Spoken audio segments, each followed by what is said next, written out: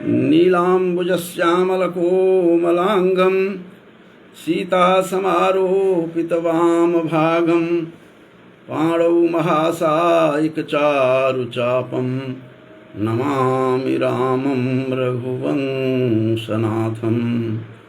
बंधुओं, आज वाल्मीकि रामायण के ऊपर मैं दृष्टिपात किया, देखा तो इसमें ज्ञान का भंडार तो है ही वाल्मीकि रामायण।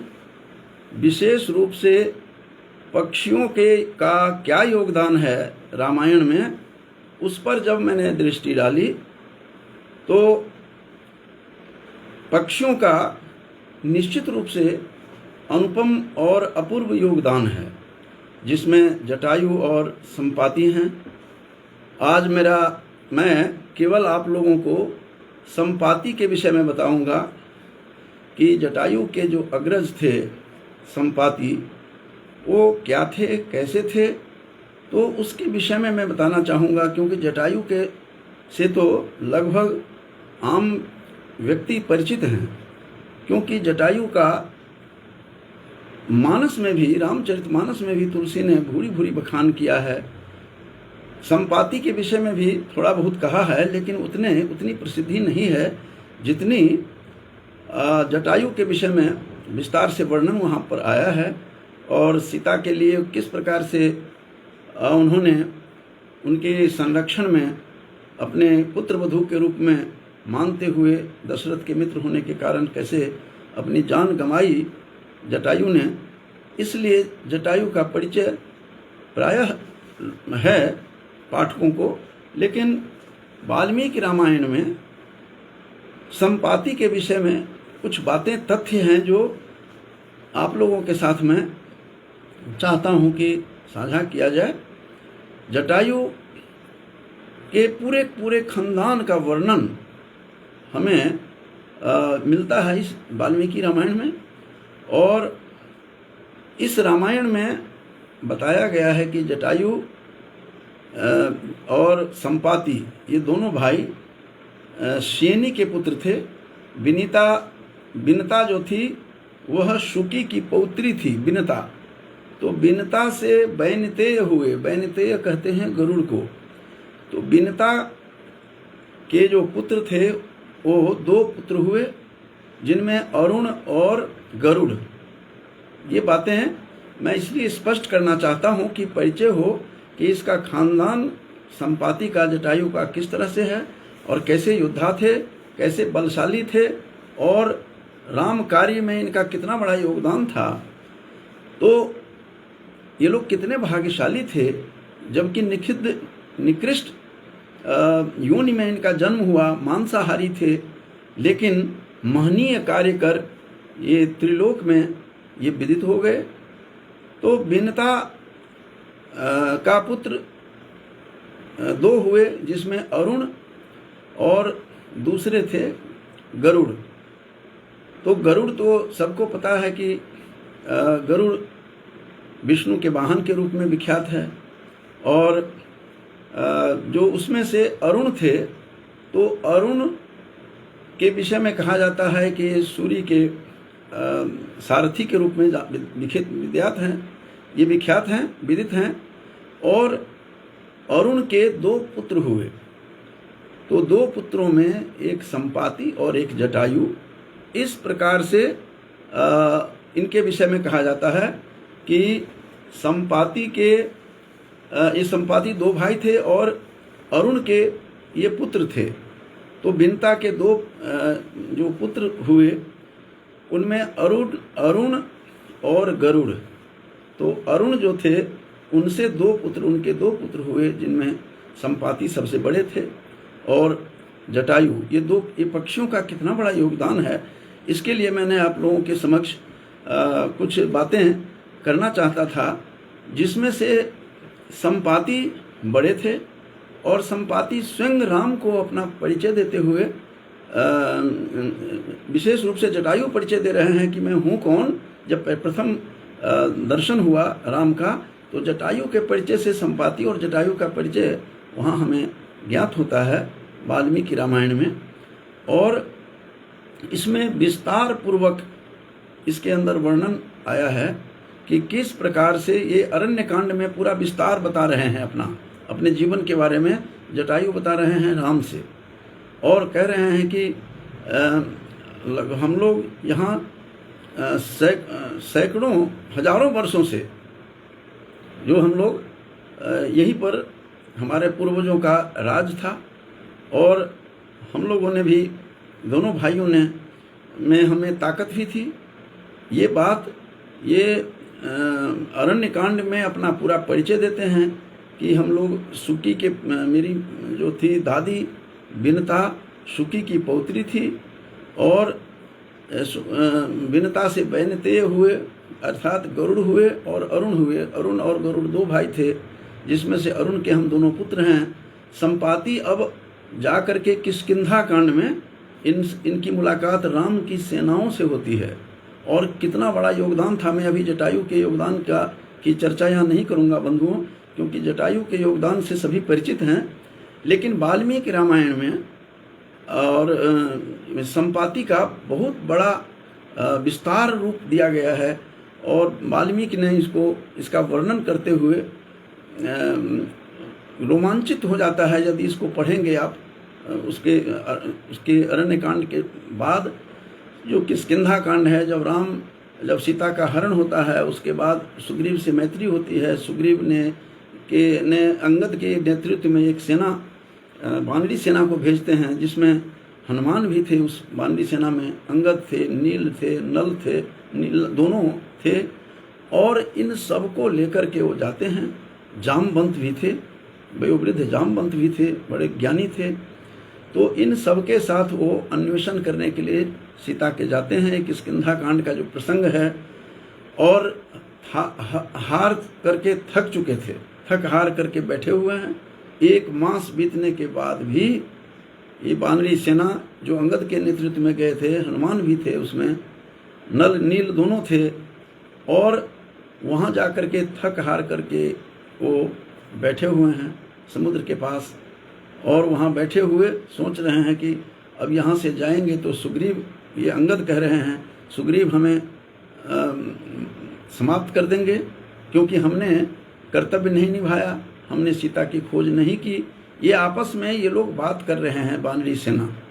तो वानरी सेना बात कर रहे थे कि अब हमारा क्या होगा, हमने राम के भी का कार्य भी नहीं किया, जबकि राम का कार्य हमें करना चाहिए था, हमने काम नहीं किया। तो इस प्रकार से संपाति और अंगद आपस में सारे, इस संपाति सब सुन रहा था, और संपाति वहीं पर विंध्य पर्वत पर बैठा हुआ है, और उसने सुना और देख करके बाहर थोड़ा निकलता है गुफा से, और देखता है तो वानरी सेना को देख करके बहुत प्रसन्न होता है कि आज बहुत दिनों से मैं भूखा हूँ, और कोई भी आहार आज मिला नहीं है। इन्हीं वानरों को खा करके हम प्रसन्न हो जाएंगे, और हम बहुत दिनों तक खाएंगे, एक एक करके इसमें से खाएंगे। चूँकि ये मांसाहारी जीव संपाति था, तो संपाति बहुत प्रसन्न हो रहा है और अपनी प्रसन्नता व्यक्त कर रहा है। और ये लोग आपस में बात कर रहे हैं कि हमने तो अब तो डूब करके इसी समुद्र में अपनी जीवन लीला समाप्त करनी चाहिए। बल्कि उसने उपवास व्रत किया था सारी सेनाओं ने, कि उपवास करके ही कुछ नहीं खा पी करके हम लोग ऐसे ही संसार से चले जाएंगे। सुग्रीव को और राम को हम क्या मुंह दिखाएंगे। तो इसलिए परेशान थे। उस परेशानी में सुग्रीव की जो सेना थी, अंगद दल, वानरी सेना, उन सब की बातों को सुनकर संपाति बहुत प्रसन्न होता है। और जब उसको अंगद कहता भी है कि ये तो हम लोगों को तो इससे अच्छा है कि जीवन लीला समाप्त कर लेनी चाहिए, और तब तक उसने देखा कि संपाति को देख करके घबराए। संपाति का आकार बंधुओं, इतना बड़ा आकार उसने कभी नहीं कल्पना नहीं की थी, और देख करके घबराते हैं। और तब लगता है कि यही खा ले हम लोगों को तो ठीक है, और डर गए सारे, और डरे हुए सारे दिखाई दे रहे हैं। तो ऐसी स्थिति में संपाति को देख करके ये लोग सारे वानरी सेना डर गए।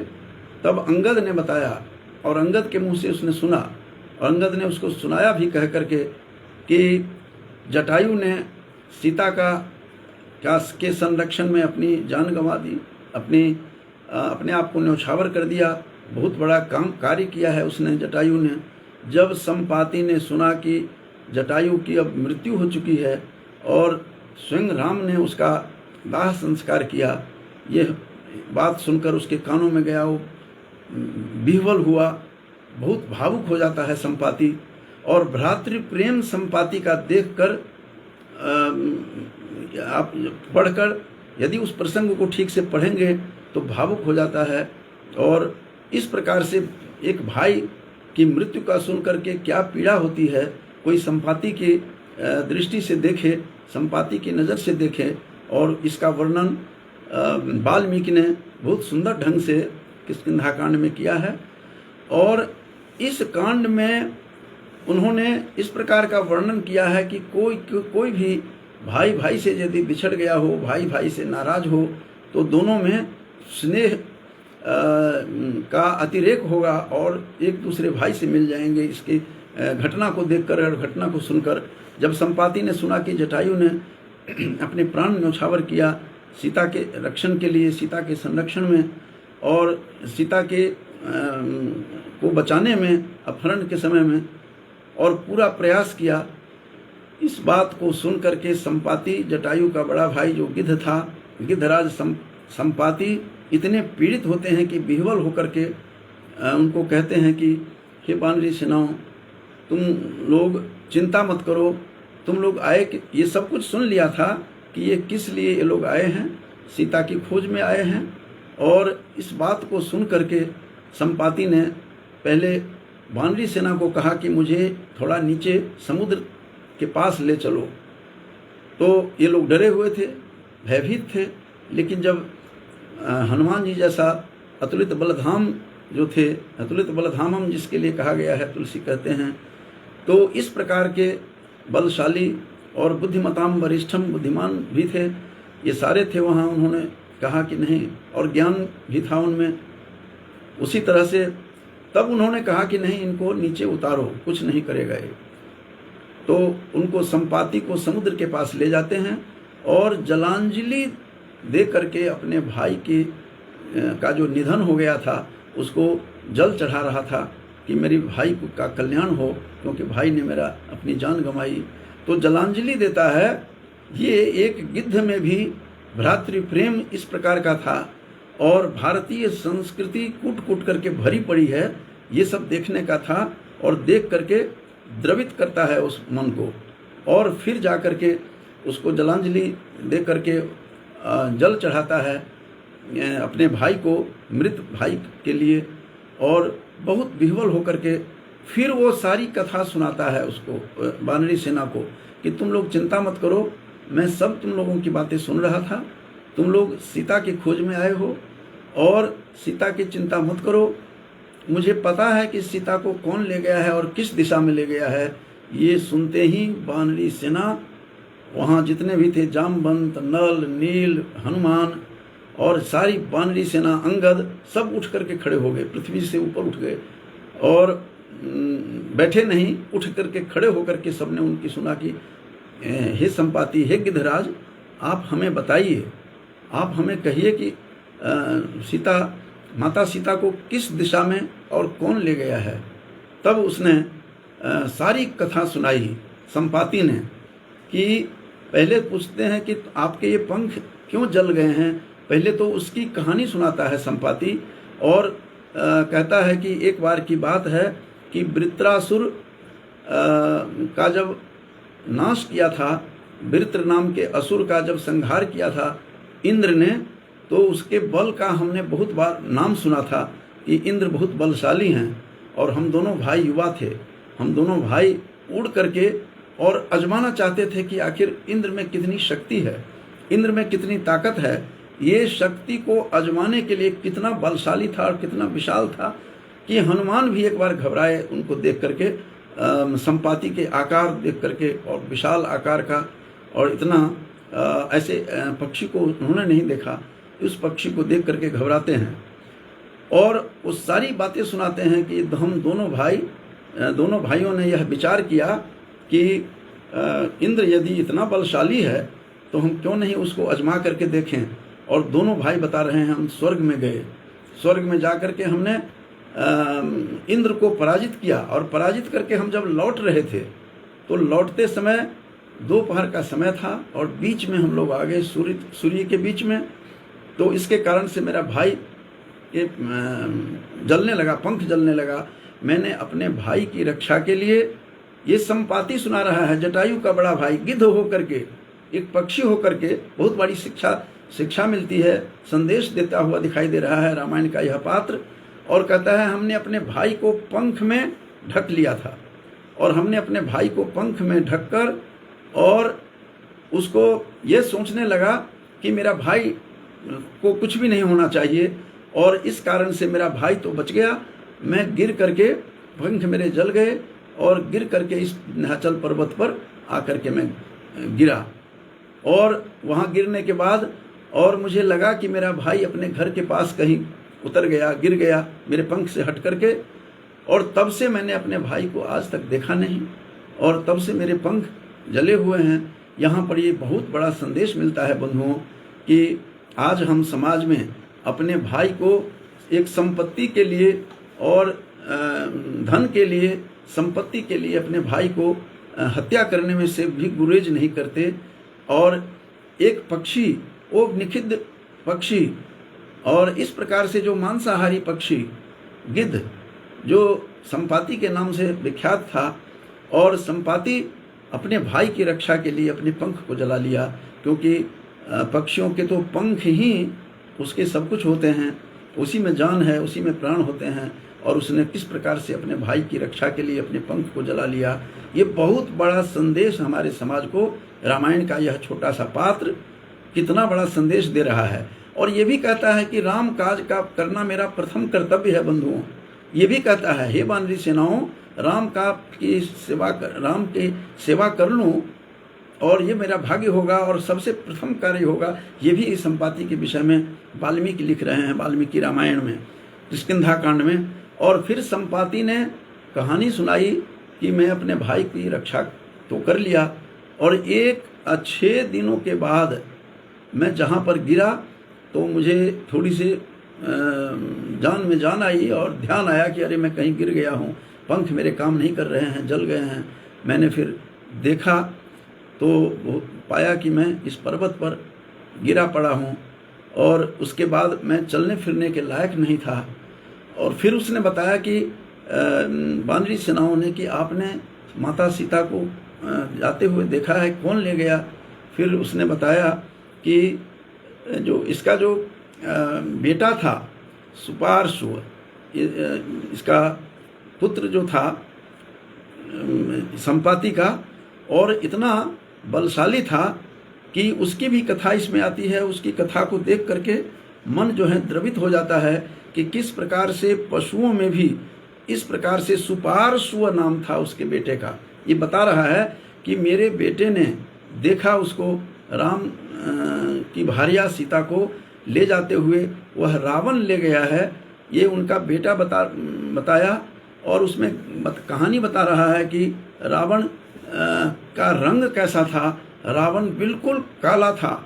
ये वाल्मीकि रामायण के आधार पर ऐसा लगता था जैसे कोयले के ढेर को काट करके कोई मनुष्य का आकार बना दिया हो, इस प्रकार से उनको दिखाई दिया। और कहते हैं इस प्रकार का उसका शरीर था, इस प्रकार का उसका रंग था, बिल्कुल काला था, और लग रहा था जैसे कोयले की राशि को, ढेर को काट करके अलग कर दिया गया हो। इस प्रकार से 59 जो हैं 59 सर्ग में किष्किंधा कांड का जो 14वां श्लोक है उसमें बता रहे हैं कि भिन्नांजन चयोपमः बताए हैं। उसका रंग कैसा था रावण का? भिन्न माने कटा हुआ, अंजन कहते हैं वैसे काले को, और कोयला को, कोयले के खान को, चय का मतलब होता है ढेर, राशि, उसको काट करके कोई शरीर बना दिया हो कोयले के समान, बिल्कुल काला रंग था उसका रावण का। ये वाल्मीकि रामायण के आधार पर बता रहा हूँ कि 59वें सर्ग में किष्किंधा कांड के वाल्मीकि रामायण के 14वें श्लोक में दिया हुआ है कि भिन्नांजन चयोपमा, उपमा माने समान, जैसे कोई चय माने समूह, कोयले के समूह, कोयले के खान को कोई काट करके अलग कर दिया हो, इस प्रकार से काला रंग का एक रावण, और रावण के बाप का भी नाम बता रहे हैं कि इस प्रकार से रावण जो है उसको सीता को ले जा रहा था। और उसके बेटे सुपार्श्व ने बताया, सुपार्श्व कहता है कि ये संपाति बता रहे हैं कि एक दिन मैं बहुत भूखा था, स्वयं अपनी कहानी सुना रहे हैं कि हमारे गिद्ध जाति में एक बहुत बड़ी कमी है कि भूख बहुत जल्दी लगती है और बेचैन हो जाता है भूख से। ये हम लोगों की जो ये अपना दुर्गुण है। पिछले जन्म का मेरा कर्म अच्छा नहीं था, ये खुद बता रहे हैं कि मेरा जो है इस प्रकार से इस गति हुई कि मैं गिद्ध योनि में मेरा जन्म हुआ। अपनी कहानी वो स्वयं सुना रहे हैं और आगे बता रहे हैं कि मेरे बेटे, मुझे भूख लगी थी, मैंने बेटे को कहा कि मुझे भूख लगी है, खाना लाओ, तो ला करके मांस कहीं से लाओ, उसको कुछ नहीं दिया। और शाम के टाइम जब मेरा बेटा आया तो बेटे को मैंने बहुत डांट फटकार किया, बहुत डांटा, बहुत आक्रोश था मेरे बेटे के ऊपर, और मैं क्रोधित होकर के पता नहीं क्या क्या सुनाया अपने बेटे को। लेकिन मेरा बेटा सुपार्श्व इतना विनम्र है कि वो कुछ भी नहीं मुझे कहा, मुंह नीचे करके खड़ा रहा। ये देख करके, इस प्रसंग को देख करके आजकल, और ये भी बता रहे हैं कि जब से मेरी स्थिति ये हुई है तो तब से और 8000 वर्षों से भी अधिक से मैं यहीं पड़ा हुआ हूँ, मेरे पंख जले हुए हैं। 8000 वर्षों से अधिक समय से मैं इस हाल में हूँ। मेरा बेटा खाना ला करके खिलाता है। इस प्रसंग को देखकर लगता है कि आज का जो हमारा भारतीय समाज है, वो समाज, हमारा भारतीय समाज न जाने कहाँ जा रहा है। तो ऐसा हमारा भारतीय समाज किस प्रकार का है, और जो आज बाप को खाने की बात तो दूर, कोई अच्छी बात की कह करके राजी नहीं है, अपने माँ बाप को लोग वृद्धाश्रम में छोड़ रहे हैं। ये सारा संदेश देता हुआ ये रामायण का यह प्रसंग है। रामायण हमें शिक्षा दे रही है कि किस प्रकार से एक पक्षी जो निषिद्ध जाति में है, निषिद्ध जाति का है और मांसाहारी है, ऐसे मांसाहारी पक्षी भी की भी संतान कितना विनम्र कि मुंह लटका करके खड़ा था और कहता है मुझे 8000 वर्षों से, वो बता सारी कहानी सुना रहे हैं कि कितने वर्षों से मैं यहाँ पर बैठा हुआ हूँ और खाना खिला रहा है मुझे, और मेरे एक शब्द भी नहीं बोला मेरे बेटे ने। मैंने डांटा उसको, तो कहाँ था, भोजन क्यों नहीं लाया? तब मेरे पुत्र ने बताया, सुपार्श्व ने, कि हे पिताश्री, मैं खाना लाने के लिए ही आपके लिए ही व्यवस्था करने में गया था और महेंद्र पर्वत के द्वार पर जाकर के खड़ा हो गया।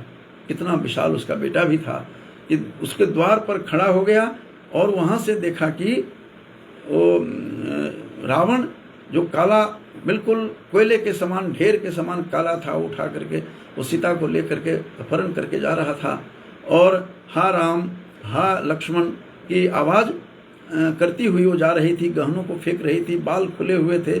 सीता किस स्थिति में गई उसका पूरा वर्णन सुपार्श्व बताता है। ये संपाति का पुत्र सुपार्श्व बताता है, जटायु का भतीजा सुपार्श्व बताता है कि मैं इस तरह से उसको देखा सीता को ले जाते हुए। मैं उन दोनों को ही पकड़ करके आपके सामने लाना चाहता था भोजन के लिए, लेकिन आगे बता रहा है कि कितना विनम्र था उसका पुत्र। कहता है उसने, रावण ने मुझे बड़ी विनम्रता के साथ मीठे वचनों के साथ मुझे आग्रह किया कि हे पक्षी, आप मुझे मार्ग दें, मैं निकलना चाहता हूँ यहाँ से। तो उसकी विनम्रता को देख करके, उस रावण की विनम्र भाव को देख करके, मीठे वचन को देख करके मैं द्रवित हो गया। और उसको देख करके तो कोई पापी भी, नीच भी उसको मार्ग दे देता। उसकी विनम्रता की पराकाष्ठा थी। चूंकि रावण विद्वान था, वो हर ढंग के भेद को जानता था और माया भी था, माया को भी जानता था, लेकिन मायापति की माया को ही उठा करके जा रहा था, इसका एहसास उसको नहीं था। सब कुछ तो था रावण के पास, लेकिन यह ज्ञान नहीं था कि तुम माया जानते हो। तो माया के साक्षात मायापति स्वयं राम थे, जिनकी भार्या को तुम उठा कर ले जा रहे हो। तो संपाति कहता है कि मेरे बेटे ने उसको मारना चाहा, उसको खाने के लिए मेरे आहार के रूप में लाना चाहता था, लेकिन उसकी विनम्रता को देख करके उसका बेटा कहता है कि नीच व्यक्ति भी उसको मार्ग दे देता, और मैं तो भला एक खानदानी घर का, मैं संपाति का पुत्र हूँ, बलशाली संपाति और जटायु महाराज का, महात्मा जटायु का मैं भतीजा हूँ। इसलिए अच्छे खानदान से होने के कारण मैंने रावण को मार्ग दे दिया था, वरना मैं रावण को उठा करके ले आता आपके आहार के लिए। आप इससे अंदाज़ा लगा सकते हैं, इससे अनुमान लगा सकते हैं कि कितना बलशाली रहा होगा वो पक्षी, जिसे देखकर हनुमान भी, जिसके बारे में तुलसी लिखते हैं कि कनक भूधरा कार शरीरा, सीता को जब सुंदरकांड में दिखाते हैं वाल्मीकि, इसमें तुलसी के रामायण में, कि कनक भूधर माने पर्वत, कनक के पर्वत के समान आकार था उनका, बना लिया था उन्होंने। तो इस प्रकार से बलशाली हनुमान बुद्धिमान होकर के भी, और बलशाली जो अंगद था बाली का पुत्र, उसे भी भयभीत कर दिया होगा। कैसा जटायु का अग्रज संपाति रहा होगा, और उसका भतीजा उसी के अनुरूप था, जो कहता है कि रावण को मैं उठा करके आपके आहार के रूप में लाता। लेकिन उसकी विनम्रता, उसके मीठे वचन, तब लगा कि ऐसी वाणी बोलिए मन का आपा खोए। वाणी मनुष्य को पिघला करके छोड़ देती है। सुंदर वाणी, मीठे वचन मनुष्य को अंदर तक जाता है, और विनम्रता कूट कूट करके वो वाणी जो है भर देती है, वो ऐसे मीठे वचन भर देते हैं। ये सुपार्श्व खुद सुना रहा है कि कितना विनम्र था।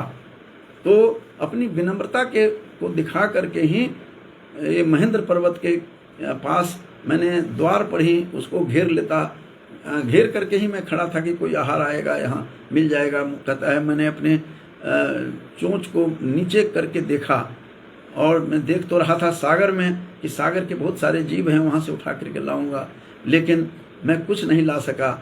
ये कहानी सुपार्श्व जो था संपाति का पुत्र बता रहा है अपने पिता से, और कई चीज़ें इसमें भाव निकल करके आते हैं कि किस प्रकार से विनम्रता थी। जब शुरू में उसने वानर सेनाओं को देखा था संपाति ने, तब कहा मेरे कर्मों का बढ़िया परिणाम है जो मेरा भोजन मेरे सामने आ गया है। तो कर्म क्या है, धर्म क्या है, ये जटायु का जो अग्रज है संपाति और उसका पुत्र, ये दोनों विनम्रता के पराकाष्ठा हैं। बंधुओं, यहीं पर वो कहानी सुना रहे हैं संपाति की, हे वानरी सेना, हे वानरी सेनाओं, तुम मेरी बात सुनो और तुम चिंता मत करो। ये बात उसने कही है। और तुलसी के रामायण में भी संपाति कहते हैं कि जो तुम लोग चिंता मत करो वानरी सेनाओं को, राम हृदय धरि करहु उपाई, बहुत बड़ा मंत्र दिया है तुलसी के रामायण में का भी संपाति, तुलसी के संपाति भी वानरी सेना को कहते हैं कि राम हृदय धरि करहु उपाई, राम के हृदय में धरो और उपाय करो, सब कुछ हो जाएगा, सीता मिल जाएगी। फिर बंधुओं, यहाँ जो कहानी सुना रहा है, जो गुत्थी सुलझा रहा है, वो सुनने योग्य है। यहाँ वो बता रहे हैं वानरी सेनाओं को कि अपनी कथा सुना रहे हैं, अपनी आत्मकथा संपाति सुना रहे हैं कि मैं जब जल करके मेरे पंख जल गए थे और जब मैं यहाँ गिर गया था, तो उस समय गिरने के बाद मैंने जा करके उनके पास गया था। धीरे धीरे धीरे एक निशाकर मुनि की चर्चा की है। एक और भी बंधुओं यहीं पर बात बता दूं कि संपाति ये भी कहानी सुना रहा है कि वृत्रासुर का संहार हुआ तब मैं गया था इंद्र के पास, और साथ साथ कह रहे हैं कि विष्णु ने जब 3 पग डेग से जब नाप लिया था 52 अवतार में, कहते हैं वो भी मेरे सामने की घटना है। ऐसी भी बात बता रहे हैं कि 3 पग जो विष्णु ने किया था वो भी मेरे सामने किया था। अमृत का जब मंथन हुआ था देवासुर संग्राम में, वो मेरे ही सामने हुआ था, मैं सब कुछ का साक्षी हूँ। इस प्रकार की बातें ये बता रहे हैं। और कई हजारों वर्षों से वो का इतिहास जानता था वो, और तब उसने बताया कि मैं धीरे धीरे धीरे वहाँ से लुढ़कता हुआ निशाकर मुनि के आश्रम के पास खड़ा हो गया, जा करके लुढ़कता हुआ चला गया उनका दर्शन करने के लिए। इससे लगता है कि कितनी विनम्रता थी, और सन्यासियों में, मुनियों के प्रति और महात्माओं के प्रति कितनी श्रद्धा थी। एक पक्षी को ये भी दर्शा रहा है ये प्रसंग, और रामायण बता रही है हमें हमें नित्य धर्म पर चलना बताती रोज रामायण। ये रामायण हमें सन्मार्ग पर चलने का मार्ग दिखाता है। एक पक्षी से ही उदाहरण ले लीजिए जिसका मैं बता रहा हूँ प्रसंग। कहता है निशाकर मुनि को दर्शन करने के लिए मैं वहाँ गया, और जब वहाँ गया तो देखा कि निशाकर मुनि स्नान करके आ रहे थे। ये प्रसंग आश्चर्यजनक प्रसंग बता रहा है कि मैं देखा कि वहाँ पर निशाकर मुनि बाघों से, सिंहों से, मृगों से, जितने जंतु थे, जीव जंतु थे उस जंगल में, उस सभी जंगलों में जंतुओं के बीच में, बाघ सिंह के बीच में आगे आगे मुनि चल रहे हैं, पीछे पीछे सभी जीव जंतु। और जब आकर के वो आश्रम में घुस जाते थे तो सभी जीव जंतु वहाँ से लौट जाते थे जैसे उनकी संरक्षण में हों। ये आश्चर्य मुनि की तपश्चर्या का फल, मुनि के तप कितना ऊपर उठ चुका था ये भी बता रहा है। और कहता है कि मैं वहाँ उनका दर्शन करने गया। जब दर्शन करने गया तो मेरी तरफ देखा, नहा करके आए तो अंदर प्रवेश करने से पहले देखा कि भैया तुम कौन हो? तो देखा, देख करके निशाकर मुनि पहचान गए, अरे तुम तो जटायु का बड़ा भाई संपाति हो, ये ऐसा क्यों हो गए हो? पंख कटे हुए हैं, ऐसा खिन्न हो गए हो।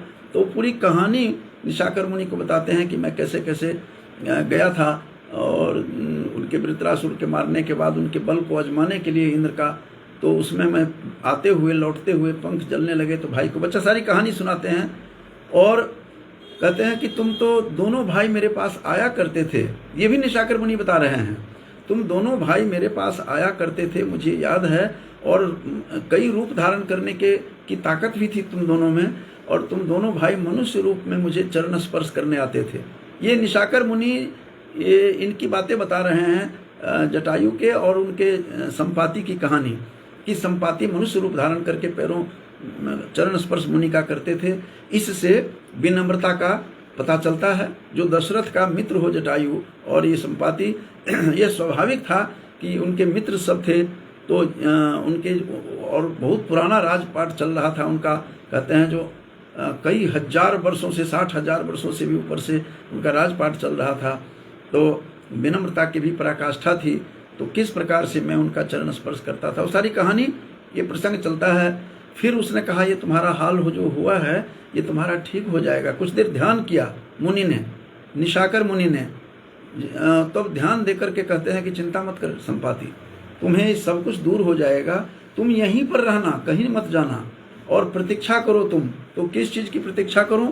तो बता रहे हैं कि एक दिन ऐसा आएगा कि ये तुम यहीं पर प्रतीक्षा करना, और दशरथ का जन्म होगा, दशरथ आएंगे, दशरथ के घर पुत्र का जन्म होगा, राम का बहुत प्रतापशाली राजा होगा।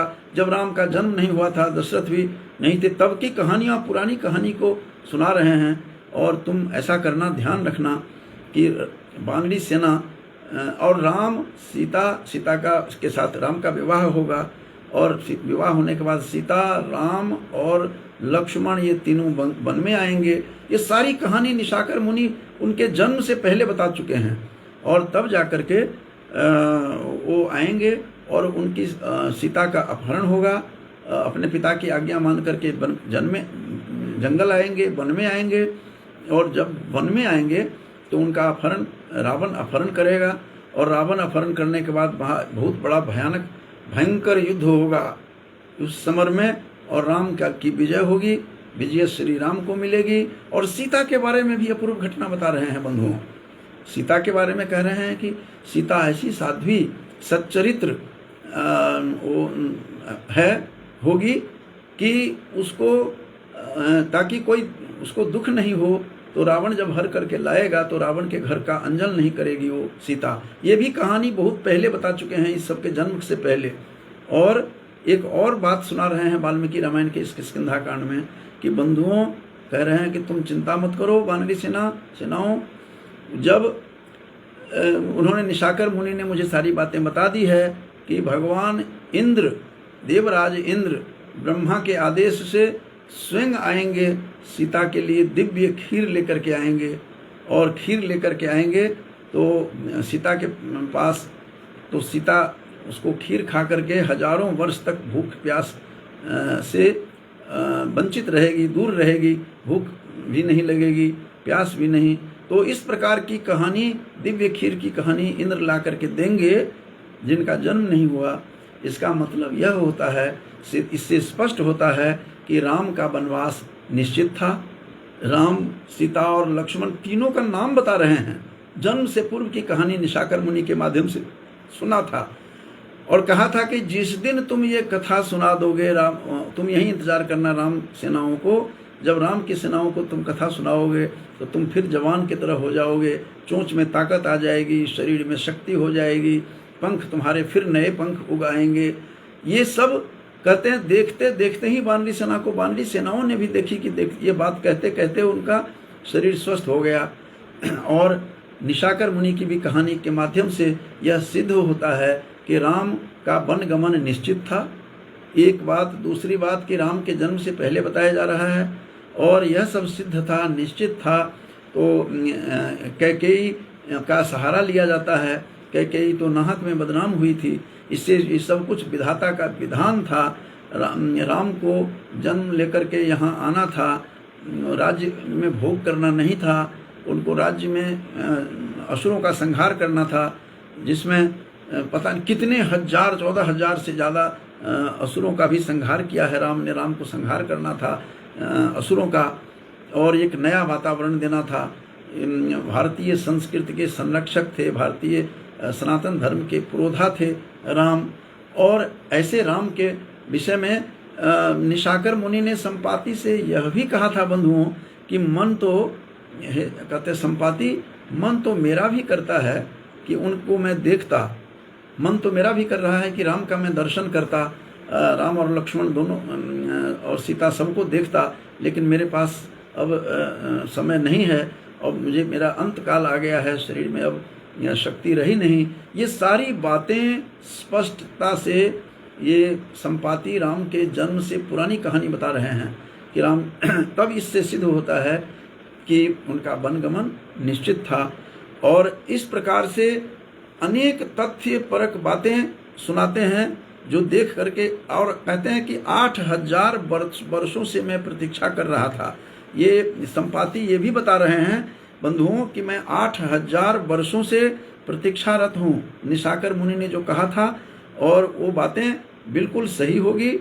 और कई बार तो मन हुआ, संपाति कहता है कि अपने आत्महत्या कर लूँ, इस कष्ट से, इस शरीर से मुक्ति पा लूँ, लेकिन चूंकि मुनि वचन वृथा न जाहि देव ऋषि वाणी, इसी बात को सहारा लेकर मैं यहाँ बैठा रहा। और मैं चाहता था सब कुछ, उनका भी दर्शन करना निशाकर ने कहा था मुनि ने, लेकिन मैं नहीं कर पाऊंगा। ये सारी कहानी सुना रहे हैं और ये एक से एक प्रसंग सुना रहे हैं और सिद्ध पुरुषों ने ये भी बता रहे हैं। और किसके किसके प्रसंगों को मैं सुनाऊं, बहुत समय कम रहता है और लंबा इसका प्रसंग है। और उसके संपाति का जो वह पुत्र था जिसके बारे में बताया, सुपार्श्व, कितना विनम्र था और उसकी इतनी विनम्रता दिखाई है उसने कि कहता है कि जब मैंने रावण को पिता के भोजन के लिए उठा करके लाता, लेकिन लाया नहीं, इस बात के लिए सिद्ध पुरुषों ने, वहाँ के सिद्ध लोगों ने मुझे आकर के कहा कि तुमने बढ़िया किया, तुमने इसको उठा करके रावण को ले नहीं गया पिता के भोजन के लिए। हो सकता है सीता भी उसमें आ जाती, लेकिन क्या घटनाएं होती है कहानी अलग है। तो विनम्रता का की पराकाष्ठा, विनम्रता कूट कूट करके भरी थी उस संपाति के पुत्र में भी और संपाति में भी। तो इस प्रकार के अलग अलग कहानियाँ जो इसमें हमें वाल्मीकि रामायण में देखने को मिलती है, जो अश्रुतपूर्व है। और इस प्रकार से उसकी विनम्रता थी, जटायु में तो थी, संपाति में भी थी कि मनुष्य रूप धारण करके, मैंने बताया था कि चरण स्पर्श करने आते थे। ये सारी बातें निशाकर मुनि ने स्वयं बताई है सारी घटनाओं को। और इस तरह से प्राण त्याग की भी इच्छा हुई। ये 63 सर्ग में किष्किंधा के स्वयं बता रहे हैं संपाति कि मैंने प्राण त्याग का निश्चय कर लिया था कि इस शरीर को लेकर के नहीं रहना है। लेकिन उसमें उनके वाणी पर मुझे विश्वास था। ऋषि मुनि की वाणी कभी वृथा नहीं जाती है, तो इसी वृथा नहीं होती है देव की और ऋषियों की वाणी। इसलिए मैंने ये सारी तब तक प्रतीक्षा करके बैठा रहा। और ये सारी कहानी, ये विंध्य पर्वत की गुफा के बारे में मैंने बताया था। महेंद्र पर्वत की भी कथा आती है कि महेंद्र पर्वत पर कैसे घेर कर खड़ा हो गया और उपवास व्रत धारण करके मरना चाहते थे वानरी सेना, लेकिन उसकी प्रतीक्षा में रत रहे कि भगवान राम का दर्शन मैं भी करता। निशाकर मुनि कहते हैं मैं नहीं कर पाया। ये सब कहते कहते सारी कहानी सुनाते सुनाते संपाति के सारे पंख नए हो जाते हैं और संपाति में जान आ जाती है और यौवन आ जाता है। ये सारी कथा सुनाते सुनाते ही दृश्य देखा और तब उसने संपाति ने कहा कि मैं उड़ करके देखता हूँ कि मैं कहाँ तक जा सकता हूँ। तो अपने आजमाने के लिए फिर वहाँ से वो चले जाते हैं और यह इस विश्वास के साथ उसको विश्वास दिला करके संपाति जाते हैं वहाँ से कि हे वानरी सेनाओं, तुम लोग चिंता मत करो और तुम सफल रहोगे अपने उसमें, जिसके आधार पर तुलसी ने भी लिखा है कि राम हृदय धरि करहूँ उपाई। तुलसी का संपाति ये बोलता है मानस में, तुलसी रामचरितमानस में, कि राम को हृदय में रखो और समस्त उपाय करो, राम अवश्य कल्याण करेंगे। राम कल्याण कारक ही हैं और राम के नाम से कोई भी ऐसा मार्ग नहीं है जो अवरुद्ध होता है। तो राम नाम का बल भी दिखाया गया है और कहा गया है कि वाल्मीकि रामायण के प्रारंभ में ही जो इनके महात्म्य है, उस महात्म्य में कि रामम बिना का गति ही, राम के बिना कोई गति नहीं है। रामः शरणम समस्त जगताम, राम ही समस्त जगत के शरण हैं और रामम बिना का गति, राम के बिना कोई गति नहीं है। तो इन सारी बातों को ये कह रहा है कि 60,000 वर्षों से जन्म से लेकर के अब तक, ये जटायु का भी प्रसंग चलता है। जटायु कहानी सुना रहे हैं राम को किष्किंधा कांड से पहले अरण्य कांड में कि 60,000 वर्षों से मैं उन्हीं की प्रतीक्षा तब से लेकर के अब तक की कहानी जानता हूँ। तो इन सब से सिद्ध होता है कि जटायु और संपाति दोनों ने बहुत कुछ दुनिया देखी थी। संपाति स्वयं बता रहा है कि वृत्रासुर के युद्ध हुआ इंद्र से, वो कहानी बता रहा है। जब अमृत मंथन हुआ समुद्र में तब की कथा कहता है मेरे सामने हुई है, संपाति बता रहे हैं। और 52 अवतार लेकर के विष्णु ने जब 3 डेग नापा था, 3 कदम नाप करके बलि की परीक्षा ली थी, ये भी मेरे सामने की घटना है, ये बता रहे हैं। आखिर क्यों नहीं बताए? गरुड़ ही तो विष्णु के वाहन थे, गरुड़ तो संपाति और जटायु के अपने चाचा थे। तो इस प्रकार से बलशाली थे। कितने बलशाली थे इसको कहने की जरूरत नहीं है। जब राम और लक्ष्मण नागपाश में बंधे हुए थे तो गरुड़ ने ही उस नागपाश को काटा था।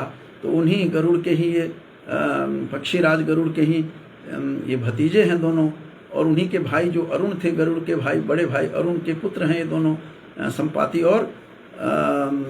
संपाति और जटायु दोनों उन्हीं के भाई पुत्र थे। और इस प्रकार से सारी कहानी बहुत ही रोचक है। ये शेनी का पुत्र था और बिनता उसकी दादी थी। बिनता के पुत्र जो थे, बिनता के पुत्र के ये पुत्र थे। तो बिनता से बैनते हुए अरुण और गरुड़, और अरुण के 2 पुत्र हुए संपाति और जटायु, और गरुड़ तो थे ही। तो इस प्रकार से गरुड़ अरुण जो थे वो उनके जो सारथी थे सूर्य के, और गरुड़ महाराज जो हैं वो विष्णु के वाहन थे। ये सारी कथा पक्षियों का कितना बड़ा योगदान है। ये राम कथा के ये पक्षी की अलग अलग कहानी है। राम कथा पक्षियों से ही शुरू होता है, खास करके शुरू होती है कहानी वाल्मीकि की 2 पक्षियों को किस प्रकार से एक व्याधा ने मार दिया था, कि बाल कांड में ही दिखाया हुआ है। और शाप देते हैं वाल्मीकि कि मानिषाद प्रतिष्ठाम त्वमगमः शाश्वती समाह यत क्रौंच मिथुनादेक मवधीह काम मोहितम। 2 पक्षी, क्रौंच पक्षी में से एक को तुमने मार दिया, उसके नर को, और मादा को छटपटाते हुए जब देखा था प्रारंभ में ही कहानी में, उसी को देख करके सीता का अनुमान लगा लिया कि सीता अपने पति के विछोह में, पति के वियोग में कैसी तड़पती होगी। ये सारी कथा पक्षियों की, अनेक कथाएं हैं पक्षियों का बंधुओं यहाँ। तो आज मैंने जटायु के जो अग्रज था, बड़ा भाई था संपाति वाल्मीकि के रामायण में संपाति की कथा क्या है उसके कुछ प्रसंग मैंने आप लोगों के सामने रखा था। तो इन्हीं आप जो भी श्रोता यहाँ पर हैं, सुन रहे हैं, अरुण कुमार जी हैं और यंसिका जी भी हैं, पवन शर्मा जी और डॉक्टर नीतिका त्रिवेदी भी हैं, और ये सारे यहाँ पर जो भी दर्शक हैं, जो भी इससे पहले थे, हरप्रीत वगैरह हमारी शिष्या डॉक्टर हरप्रीत, तो सबको मैं धन्यवाद देते हुए अपनी वाणी को विराम देता हूँ। फिर कभी किसी नए नूतन प्रसंग को लेकर के आपके सामने उपस्थित होऊंगा। धन्यवाद।